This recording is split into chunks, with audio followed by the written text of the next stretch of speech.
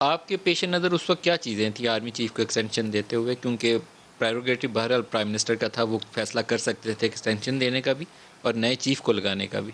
और मरियम का बयान जो 2 साल बाद आया, फिर उसकी तरफ भी आता हूँ, पहले इसका जवाब दे दीजिए। देखें, वो तो एक कॉन्टीन्यूटी की उस वक़्त ज़रूरत थी, जो हालात आपके सामने हैं, जो इस वक़्त जो सूरत हाल है, और आपने देखा कि उसके बाद जो अफ़गानिस्तान के अंदर जो सूरत हाल पेश हुई, और उस वक़्त जो पाकिस्तान की सरहदों के ऊपर सूरत हाल थी, भारत के साथ इस वक़्त एक एस्केलेशन की सूरत हाल बनी हुई थी। उस तमाम सूरत हाल के पेश नज़र जो है वो फ़ैसला किया गया, और मैं समझता हूँ कि वह दुरुस्त फ़ैसला था। और अब अगर आकर उसको कोई आकर ये बात करे, मुतनाज़ बनाए कि वो उसका हिस्सा थे, नहीं थे, वो उस नून लीग में शामिल थे, नहीं शामिल थे, ये उस जमात की अपनी जो है वो एक कन्फ्यूजन है, एक इंटरनल कन्फ्यूजन है। और वो इंटरनल आपके ख़्याल में कन्फ्यूजन जो मरियम ने है 2 वो साल बाद ये अख्तियारात बयान की क्यों दिया? जंग है।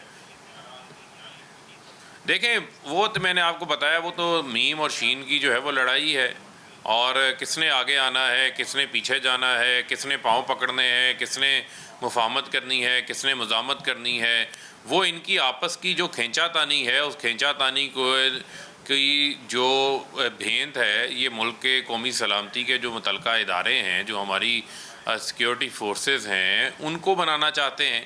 उनको तो मैं समझता हूँ इनको ग्रेज़ करना चाहिए इस हवाले से, इस किस्म की बयानात देने के हवाले से। जब एक बात तय हो गई, पार्लिमान के फ़ोरम के ऊपर डिसाइड हो गई, पूरी पार्लिमान ने उसको इंडोर्स कर दिया, उसके बाद तो मैं समझता हूँ किसी किस्म की अब कोई इख्तलाफ की गुंजाइश बाकी नहीं रह जाती।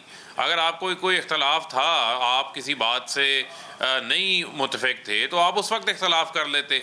अब मामला इनकी अपनी पार्टी की इनफाइटिंग है, उस इनफाइटिंग के लिहाज से आए रोज़ जो है वो एक दूसरे के ऊपर बम्बार्डमेंट जो है वो करते रहते हैं। आप देखें कि कल हमज़ा शहबाज ने आकर मरीम के बयान को जो है वो मुस्तरद कर दिया, उसको रद्द कर दिया। उन्होंने कहा जी वो बेहतरीन वक्त की ज़रूरत थी और हमने उसको मिल के वो डिसीजन किया।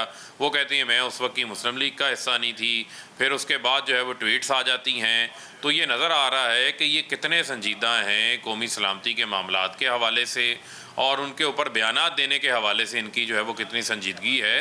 तो मुझे नहीं समझ आता कि इससे इनको क्या फ़ायदा होगा। इसमें तो इनको कोई फ़ायदा नहीं है, कोई बेनिफिट नहीं है। जिस तरह आपने भी नरेट किया अपने इंट्रो के अंदर भी, बाद में भी ये बताया कि नवाज शरीफ उसकी ख़ुद जो है वो मंजूरी देने वाले हैं।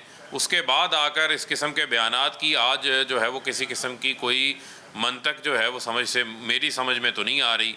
आपकी समझ में आ रही है तो आप बता दें।